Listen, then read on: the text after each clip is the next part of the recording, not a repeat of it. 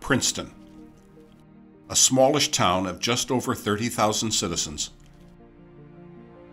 located in the geographical center of the state of New Jersey, and known worldwide as the home of one of the most storied and hallowed universities in the world. But its reputation as a center of higher learning, innovation, and intellectual freedom often obscures its history as the location of one of the defining events in the most successful experiment in freedom in human history, the American Revolution. For it was here, on this expanse of land, on the cold Sunday morning of January 3rd, 1777, that the colonial army completed a series of unlikely victories over regular British forces, making the successful completion of the 10 crucial days, handing General Cornwallis and King George a major bloody nose, and proving to the doubters that victory was possible and that George Washington was the man to lead them to it. This is the Princeton Battlefield.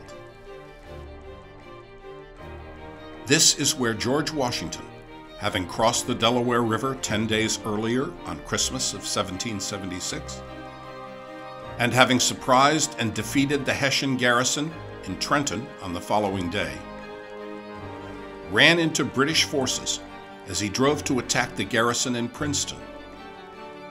In a 2-hour battle, which saw both sides gain and lose ascendancy, Washington ultimately rallied his colonial forces and sent the Redcoats running in disarray. History records the facts and figures, but the real story of the Battle of Princeton can only be told by those who were there. Colonial revolutionaries and British regulars, men and women who lived through that momentous morning. Real people, caught up in the birthing pains of this republic, each having his or her own story to tell. People like Nathaniel Root of the 20th Continental Regiment. As we descended down sloped ground through an orchard to check out what we thought was a British patrol coming from Princeton on the morning of January 3rd, 1777, a party of British soldiers positioned at a fence and bank rose up and fired upon us. The first shot went over our heads and cut the limbs from the trees, and it was at that moment that we were ordered to change direction and to attack. My platoon, we obeyed the command, and as we did, the corporal on my left shoulder received a musket ball and fell dead. It is my thought that if he had not bent down when he did, it would be I who would be dead. We formed up, advanced, fired upon the enemy. The British retreated to their packs where they had laid them, and I advanced to the fence where they had just left, got down on one knee and loaded my musket with ball and buckshot. We fired upon them, and we significantly thinned their ranks, and victory seemed almost near, but then they were reinforced and many brave men fell. We could not withstand them, so we were forced to retreat. Amidst the battle, I remember the exact moment that Washington appeared in front of the army. He was riding towards those of us who were retreating, and he said, "Parade with us, dear fellows. There's but a handful of the enemy, and we will meet them directly." I immediately joined him, helped drive the British from the field. As soon as the shooting had stopped, an officer approached me and asked if I had been wounded. I said I had not. I had never expected to be wounded in battle, but upon checking my person, I realized I had lost a forefinger, and I was bleeding profusely. I know not when it had happened. Checked the rest of my person, and I saw only bullet holes in the skirt of my coat. It was only by the providence of God that I had not sustained further injury. I am Sergeant Nathaniel Root of the 20th Continental Regiment, and I was an eyewitness to history. On the other side of the line of battle from Sergeant Root was a Captain William Leslie of the British 17th Regiment of Foot, whose experiences remind us that, regardless of our costume or character, we are all related as we play out our role on the grand stage of history.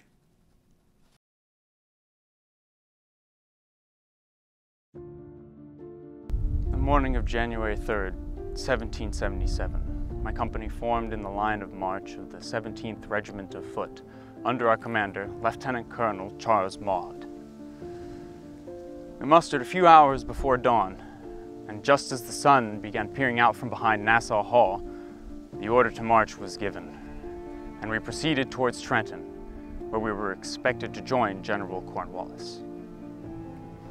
I traveled lightly on campaign, with naught but an extra shirt, a pair of shoes, and a handkerchief tied in my blanket, like a peddler's pack, some said. I was originally from Scotland, and was an ensign in the 42nd Regiment of Foot, made up of Scotsmen, before I took my commission in the 17th. We came to America from Ireland in 1775, and I had come to Princeton the previous day to help guard the town and the supplies left by General Cornwallis. I found Princeton in a badly damaged condition, much like the other parts of New Jersey we passed through. In a letter to my mother, I wrote, "The desolation that this unhappy country has suffered must distress every feeling heart. Although the inhabitants deserve it, as much as any sort of people who rebelled against their sovereign, they lived to plenty, even to luxury. Every man was equal to his neighbor, and not one beggar in the whole country. Too late now, they feel the ravages of war." I kept in my pocket a letter from American patriot Dr. Benjamin Rush, who had spent time in Scotland with my family. If I fell prisoner to the Americans, this letter was to be given to either General Washington or Lee. Rush had offered me his house in Philadelphia as the place I could spend my time on parole as a prisoner. This letter was in my pocket when my regiment reversed course towards Princeton after we sighted the American army. My regiment was the leading regiment as we engaged a force of rebels near the orchard on a farm, and I commanded the right side of the regiment as we advanced. My company took heavy casualties, and I was hit from the first American volley. 2 musket balls entered my left breast and side. My servant, Peter MacDonald, reached me, but I was unable to speak with him.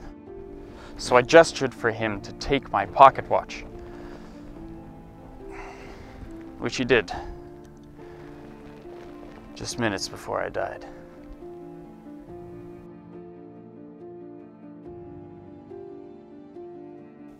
I'm Captain William Leslie of the British 17th Regiment of Foot, and I was an eyewitness to history.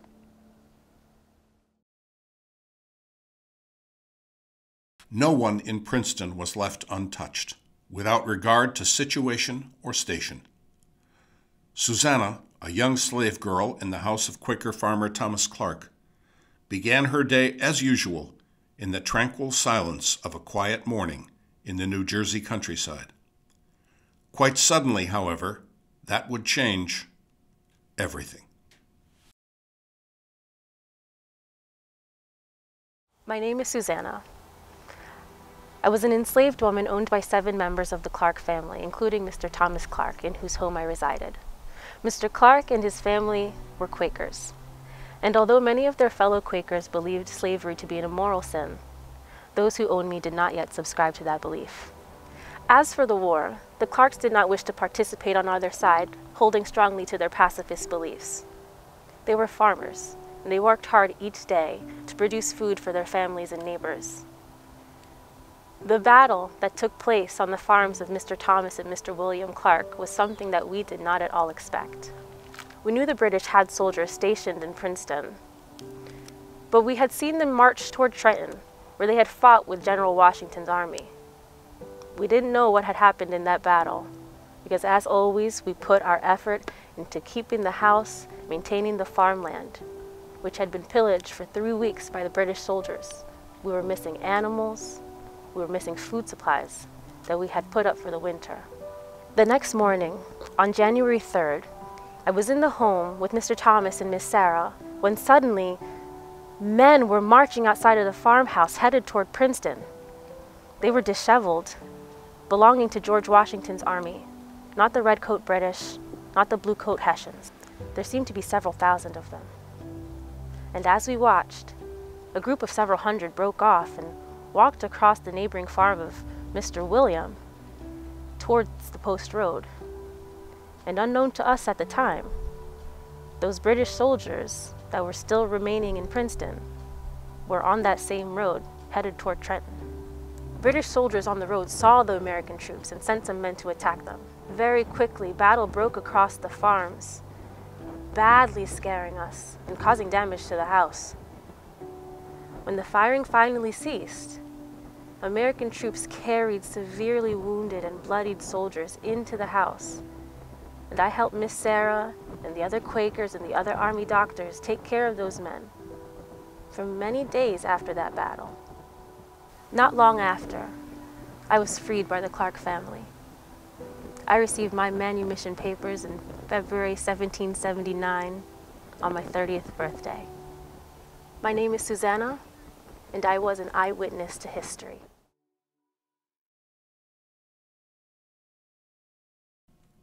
More directly involved in the conflict, and more influential in its outcome, was Captain Joseph Moulder, the commander of the Philadelphia Associator Artillery.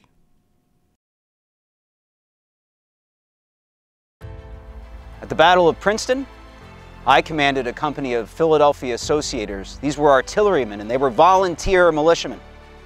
Now, before the war, I had been a sailmaker and a schooner owner for many years, and I was very familiar with the wharves and the waterfront in the city of Philadelphia. The men who worked there were tough. They were sailors, they were ship's riggers, ship's carpenters, longshoremen, accustomed to hard work and a hard life. I knew they would make good soldiers, so that's where I recruited the men for my artillery company. And they did make good soldiers.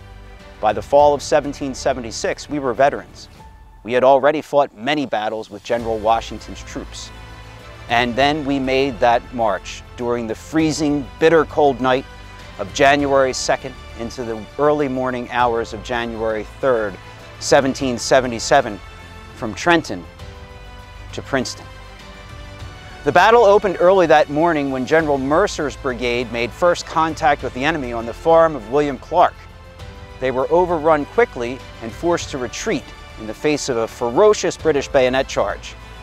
That was after General Mercer had been seriously wounded, and his second-in-command, Colonel Hazlitt, had been killed outright. Colonel Cadwalader, seeing the desperate situation, quickly brought the entire brigade forward into a supportive position and staved off complete disaster.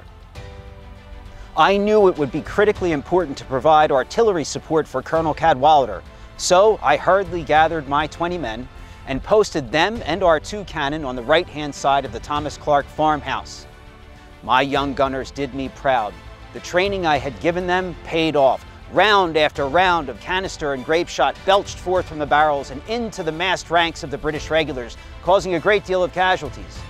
Our fire was so intense and so accurate that morning that the British were convinced we had more men and guns than we actually did. That firing stopped the British charge, and it gave our Continental troops critical time to regroup and to reform. And that's when General Washington won the battle and the day by personally leading several Continental regiments against the British left flank, while at the same time, General Mifflin was attacking them from the right flank, nearly surrounding them. At that point, the British were leaving the field, and we followed. I hauled our artillery pieces up to the town of Princeton and helped to finish off the battle there. Much of our firing was directed at the large stone college building known as Nassau Hall. The damage we did was quite great, especially inside the building itself, forcing some British soldiers who had been hiding inside to evacuate and to surrender to our forces. Now, later that afternoon, General Washington decided that it would be a good idea to leave Princeton before a British relief column could be sent to engage us further. And Lord Cornwallis was doing just that. He was on the march from Trenton to Princeton to try to fight us. My artillery company was posted as a rear guard to stop that British force. We were posted on the road, and our firing slowed down those first advancing British troops just enough to give our army time to leave Princeton and make its way toward the hills of Morristown. I'm Captain Joseph Moulder, and I was an eyewitness to history. It was a supreme irony that the bloody encounter of January 3rd, 1777, should be fought across the fields and orchards of the Clarks, an extended family of Quakers who would establish their farms with the express intent of avoiding any encounters with military activity. The unlikelihood of success in that intent was brought home, literally, in the month leading up to the battle. Anne Clarke, wife of William, remembers. When the British Army occupied Princeton in December 1776, a captain and company of regulars came to take up quarters at our house. As Quakers, we wanted to avoid helping either of the armies. Shortly after the first captain came, a second captain, overgrown in size and of terrifying countenance, appeared. With insolence equal, if not superior to the enormous bulk of his body, he demanded a room with a fireplace and a bed for his lodgings. William was not home, and I was pregnant, but I still decided to try to deal with this captain. He did not want to hear about our problems and abused me verbally, swearing and cursing at me so aggressively that I fell into a disorder and soon after miscarried. On January 3rd, 1777, much of the fighting between the Americans and the British took place near our house, causing us to fear for our lives. After the battle ended, over 20 wounded men were carried into our house, a mixture of British and Americans. 2 died not long after. Later, when the British troops under Lord Cornwallis arrived back in Princeton and the Americans had left, they came back to our house and had sent for my husband. They asked him several impertinent questions, and some soldiers insulted me as I lay sick and feeble on my bed. They even robbed me of my cloak that I wore on my shoulders. This infuriated me, and I asked them, do they always rob women of their clothes? One soldier swore at me, calling me a damned rebel bitch, and said he'd run me through with his bayonet if I uttered another word. While this was happening, soldiers plundered our house of some valuable goods and drew their bayonets and rammed them into my feather bed while I was lying on it. They swore that there were rebels under it and they would find them. All while this was happening, there were 20 wounded men lying in the next room on straw. They never tried to help the wounded, not even their fellow Englishmen. My name is Anne Clarke, and I was an eyewitness to history. Few human endeavors produce such a richness of unexpected developments, twists, and ironies as does war. Dr. Benjamin Rush, patriot, physician of some reputation, and George Washington's Continental Army medical officer, experienced this reality on a most personal level. Not long after I voted for and signed the Declaration of Independence, I left the Congress to join General Washington in the Continental Army to provide them my services as a doctor and a surgeon. I arrived in Trenton shortly before the battle. After the all-day affair of January 2nd, 1777, myself and other doctors took up in local houses to provide temporary hospitals for the wounded. We worked well into the night, taking care of the wounded, eventually falling asleep by the side of the men we cared for. The following morning, we were surprised to find at around 4 o'clock that we were alone. Washington and the Continental Army had gone. We did not know what happened or where they were going. We conferred and decided to take ourselves and our patients south with the baggage train to Bordentown. That morning, January 3rd, 1777, we distantly heard the sound of gunfire echoing from the north. We soon learned that Washington and the Continental Army had marched north to Princeton and there had engaged the British.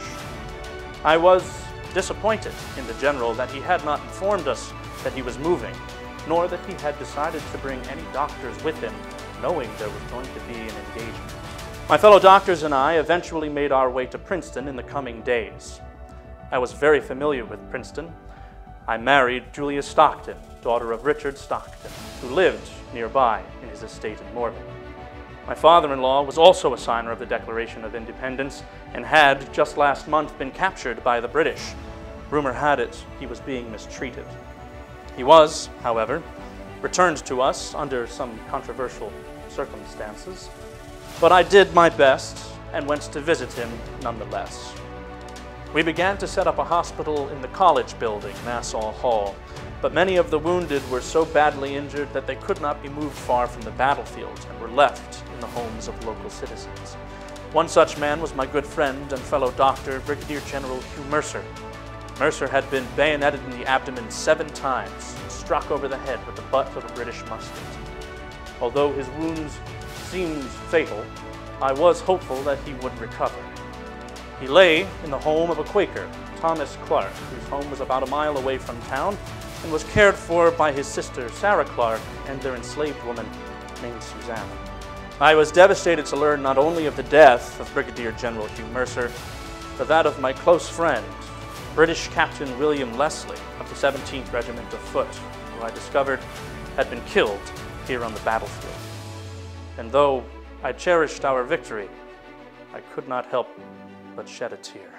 My name is Dr. Benjamin Rush, and I was an eyewitness to history.